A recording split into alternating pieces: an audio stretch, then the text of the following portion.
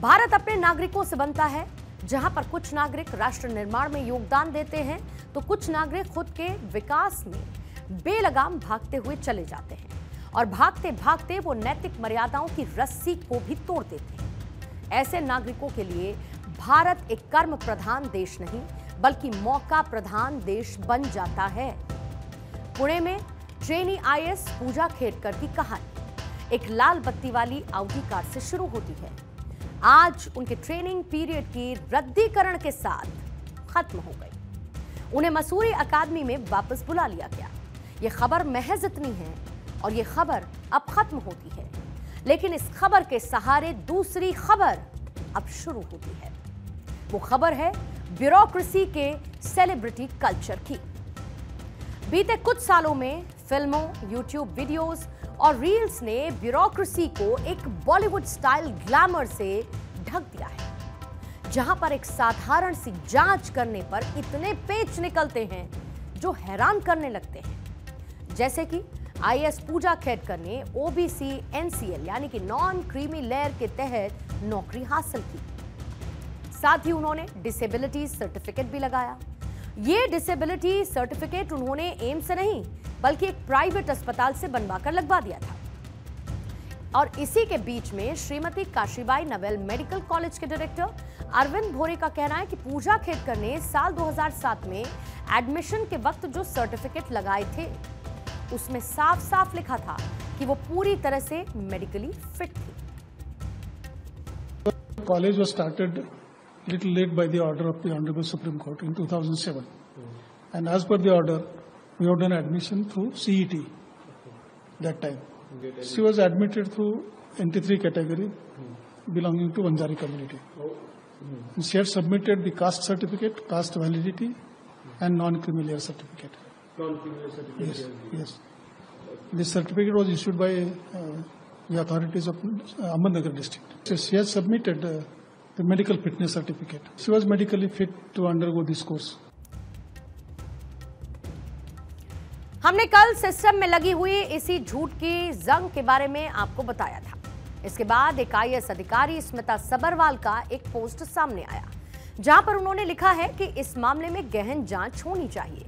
Bureaucracy में entry के लिए फेक सर्टिफिकेट लगाना एक फ्रॉड है, यानी कि फॉर्जरी है, और इन फ्रॉड्स को पकड़ना चाहिए। कल हमने आपको यह बताया था कि किस तरीके से कई आईएएस आईपीएस अधिकारियों ने नौकरी के लिए दिए गए अपने सर्टिफिकेट्स में फेक जानकारी दी और नौकरी में लगे हुए हैं। यहां सबसे ज्यादा फ्रॉड ओबीसी की नॉन क्रीमी लेयर को लेकर किया जाता है। इसका मतलब आप एक बार फिर से समझ लीजिए। हमारे देश में ओबीसी कम्युनिटी को सरकारी संस्थाओं और नौकरियों में 27% का रिजर्वेशन दिया जाता है, लेकिन इस रिजर्वेशन में एक कंडीशन होती है। कंडीशन ये कि ओबीसी में क्रीमी लेयर में आने वाले लोगों को इसका लाभ नहीं मिलेगा। क्रीमी लेयर यानी कि जिनके माता पिता ग्रुप ए या फिर ग्रुप बी की सरकारी नौकरी में रहे हों या फिर उनकी इनकम 8 लाख सालाना से ज्यादा हो। यहां पर सवालों में तो डीओपीटी यानी कि department of personal and training भी है। उनकी ऑफिशियल वेबसाइट पर सब कुछ पड़ा हुआ है। इसके बावजूद वो आंखों पर पट्टी बांधे हुए हैं। एक उदाहरण आप देखिए। डीओपीटी की ऑफिशियल वेबसाइट पर यह साफ साफ मेंशन है कि पूजा खेड़कर की 7 प्रॉपर्टीज थी जिनकी कुल कीमत करीब 17 करोड़ थी। इसी साइट पर यह भी उपलब्ध है कि उन्होंने ओबीसी नॉन क्रीमी लेयर के तहत एडमिशन लिया है। लेकिन ये दोनों कैसे हो सकते हैं? हमने जैसा कि कल आपको यह बताया था कि पूजा खेड़कर का मामला तो महज एक शुरुआत है। इस सिस्टम में सारे के सारे पेंच ही ढीले हैं। कल जो नाम हमने आपको बताए थे उनका एक क्विक रिव्यू कर लेते हैं। IAS Abhishek Singh, batch 2010, all India rank 94, quota general, locomotive disability का certificate. Asif K Yusuf IAS हैं, batch 2020, quota EWS. Priyanshu Khate IAS हैं, batch 2021, quota general, orthopedically handicapped. Anu Beniwal IPS हैं, quota EWS. Nikita Khandelwal IAS, batch 2014, quota general, visually impaired. N Uma Harathi साल 2022 की IAS officer, OBC non creamy layer quota के तहत नौकरी पाई, जबकि इनके पिताजी खुद एक आईपीएस ऑफिसर हैं। ये तो वो केसेस हैं जिनके बारे में हमने कल भी आपको बताया, और ऐसे केस सैकड़ों की संख्या में हैं जो एक छोटी सी जांच से ही पकड़े जा सकते हैं। इसका एक एक्सटेंडेड वर्जन आप देखिए। ये विश्वजीत पांडा है। साल 2016 में एनआईटी राउरकेला से बीटेक किया और उनके बाद लिंडा इंडिया लिमिटेड में काम भी किया। इनके पिता सरकारी टीचर हैं, भाई 2015 बैच के आईआरएस अधिकारी। इसके बावजूद इन्होंने साल 2023 में यूपीएससी क्लियर किया, कोटा लगाया ईडब्ल्यूएस का। अब सर्जना यादव साल 2019 में सीएससी क्लियर किया।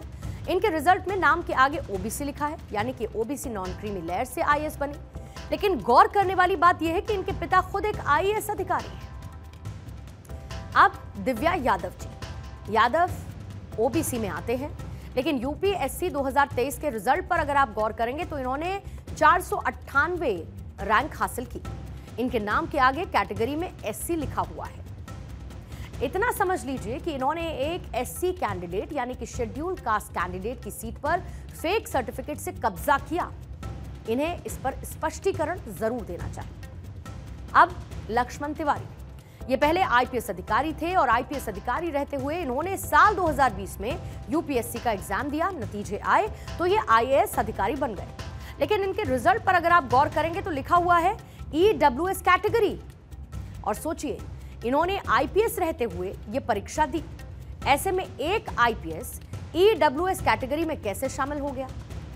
अब इनसे भी मिलिए। यह 2019 बैच के आईएएस अधिकारी प्रफुल्ल देसाई। ये जब लबासना अपनी ट्रेनिंग के लिए पहुंचे तो इन्होंने वहां पर जाते ही 25 किलोमीटर की ट्रैकिंग कर दी, 30 किलोमीटर की साइकिलिंग भी की। जो आपको इस वक्त तस्वीर नजर आ रही है स्क्रीन पर, ये उसी ट्रैकिंग की तस्वीरें हैं। लेकिन जैसे ही आप इनके रिजल्ट पर गौर करेंगे तो वहां पर लिखा हुआ है ऑर्थोपेडिकल हैंडीकैप्ड, यानी कि ये फिजिकली स्पेशली एबल्ड है। फिट तो नहीं कहूंगी, लेकिन ये फिजिकल तौर पर स्पेशली एबल्ड है, ऐसा इन्होंने बताया है। आगे बढ़ते हैं। अब 2020 बैच की आईआरएस अधिकारी, इन्होंने साल 2020 में यूपी पीसीएस का एग्जाम भी दिया था। इनका नाम है दिव्यांशी सिंह। वहां पर ओएलपीडब्ल्यूबीडी कोटा लिया था, जहां पर यह बताया गया कि इनका एक पैर खराब है और उसी साल यूपीएससी का एग्जाम भी दिया, जहां से आईआरएस बनी। लेकिन उस एग्जाम में इन्होंने ये बताया कि ये भी ऑर्थोपेडिकली हैंडीकैप्ड है, यानी कि ये भी फिजिकली फिट नहीं। अब आप जरा एक तस्वीर देखिए, जहां पर ये बड़े आराम से गोल्फ खेलती हुई आपको नजर आएंगी। आईआरएस दिव्यांशी, जो कि कागजों में ऑर्थोपेडिक हैंडीकैप खुद को बता चुकी है। इसी के आधार पर इसी स्पेशली एबल्ड कैटेगरी के तहत इनको ये ओहदा मिला। लेकिन कितने ही आराम से ये गोल्फ खेलती हुई आपको नजर आएंगी, जबकि सो क्लेम्ड ये हैं ऑर्थोपेडिक हैंडीकैप। और आप यकीन मानिए, ये तो सिर्फ कुछ नाम है। ये लिस्ट जबकि लंबी है, शायद खत्म ही ना हो, लेकिन उससे ज्यादा ये एक गंभीर और बहुत गंभीर मामला है। क्योंकि आईएएस, आईपीएस, आईआरएस ये वो अधिकारी होते हैं जिनके कंधों पर राष्ट्र निर्माण की जिम्मेदारी होती है। और अगर ऐसे अधिकारियों की नींव में झूठ की जंग लगी हो तो ये आगे करेंगे क्या? ये खबर ब्रेक करने के साथ ही कई आईएएस, आईपीएस अधिकारियों ने अपने सोशल मीडिया अकाउंट्स को प्राइवेट कर लिया है। लेकिन यहां पर आप ठहर कर एक बात सोचिए कि पूजा खेड़कर का मामला सामने कैसे आया। दरअसल उन्हें लार्जर देन लाइफ जीने का शौक था।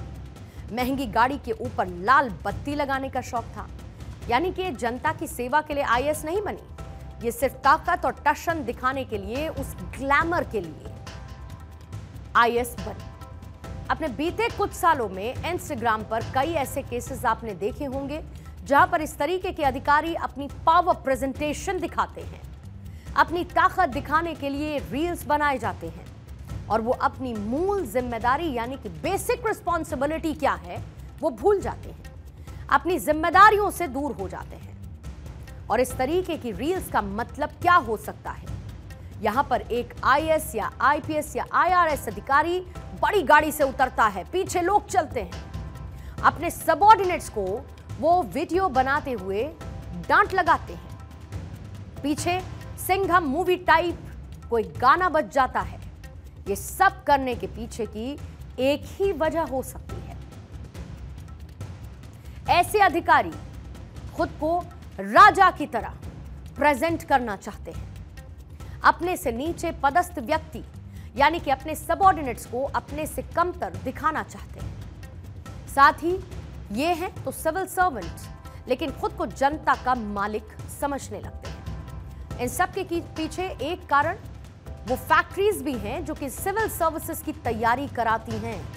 वहां पर मोटिवेशनल वीडियोस फैलाए जाते हैं। बार बार ये कहा जाता है रीस्टार्ट करो, रीस्टार्ट करो, लेकिन कोई भी आपको ये नहीं बताता कि गरीब रीस्टार्ट करता रह जाएगा और उसकी जगह कोई फर्जी सर्टिफिकेट लगाकर बैठ जाएगा।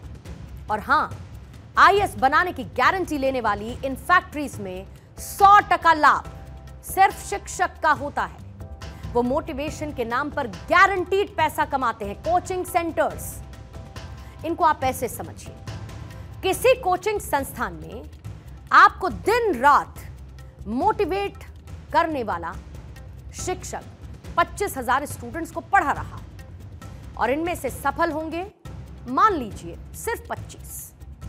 ऐसे में बाकी असफल छात्रों को क्या मिलता है? मोटिवेशन। उनसे कहा जाता है रीस्टार्ट, और यहां पर शिक्षकों को क्या मिला? उनकी फीस। जो फेल हुए वो फीस दे चुके हैं, जो पास हुए वो भी फीस दे चुके हैं, और जिन्हें रीस्टार्ट करने के लिए कहा जाता है वो एक बार फिर से फीस भरेंगे। यानी कि अगर कोई इसमें विन विन सिचुएशन में नजर आता है तो वो है ये कोचिंग सेंटर्स, वो फैक्ट्रीज, वो शिक्षक जो ऊंचे सपने भी दिखाते हैं। यानी कि इस पूरे ब्यूरोक्रेसी ब्लॉक के एडमिशन सिस्टम में एक ऑल राउंड ट्रांसफॉर्मेशन करने की जरूरत है। और हां, यहां यह भी साफ कर दें कि हमारे देश में इसी एडमिशन व्यवस्था में ऐसे आईएएस सफल होकर आए जिन्होंने पूरी ईमानदारी के साथ अपनी जिम्मेदारी को समझा है। सपने देखना कोई बुरी बात नहीं है, लेकिन उन सपनों को पूरा करने के लिए गलत तरीके अपनाना सरासर गलत है। तेलंगाना के पेद्दापल्ली की आईएएस अधिकारी ए श्री देवासना ने सिर्फ 1 साल के अंदर अपने इलाके से डेंगू बीमारी का नामो निशान मिटा दिया है। वो इस इलाके में अधिकारी हैं जहां पर आज से ठीक 1 साल पहले तक डेंगू की समस्या सबसे बड़ी समस्या थी। लेकिन आईएएस देवसेना ने आज वहां की तस्वीर को बदलकर रख दिया। ऐसे ही आईपीएस ऑफिसर अनुकृति शर्मा भी हैं, जिन्होंने संभल के काशीपुर गांव, जो कि सॉफ्ट सेल कछुओं के लिए जाना जाता है, जब वो उस गांव में निरीक्षण करने के लिए पहुंची तो उन्होंने तालाब में गंदगी देखी और उन्होंने कछुओं को संरक्षित करने के लिए एक अभियान शुरू किया। उन्होंने गांव वासियों के बीच जाकर कछुओं के सांस्कृतिक महत्व के बारे में बताया। कछुओं को भगवान विष्णु से जोड़ा, झील को आदर का प्रतीक बताया। हुआ ये कि आज वहां की झीलें साफ सुथरी हैं और कछुए सुरक्षित हैं। और हां, आगे बढ़ने से पहले आपको यह भी बता दूं कि वही पुलिस अधिकारी हैं जिन्होंने बुलंदशहर में गरीब महिला के घर रोशनी दी थी। आपको यह वीडियो जरूर देखना चाहिए और समझना चाहिए कि हमें कैसे प्रशासनिक अधिकारियों की जरूरत है। आप फिर से फिल्म का वो सीन याद कीजिए जहां पर एक बूढ़ी अम्मा घर का बल्ब जलने के बाद कहती हैं बिजली आई, और यहां इस गांव में ये सपना पूरा करने वाले वो पुलिस अधिकारी हैं। और दोनों के चेहरे की मुस्कान देखिए। वो जिसने कभी बिजली का, रोशनी का एक कण भी नहीं देखा था, उसके घर पर बल्ब जलते ही उसके चेहरे पर मुस्कान आई। और उसके पीछे की पूरी मेहनत किसकी थी? इन पुलिस ऑफिसर की। आइए अब आगे बढ़ते हैं जल्दी।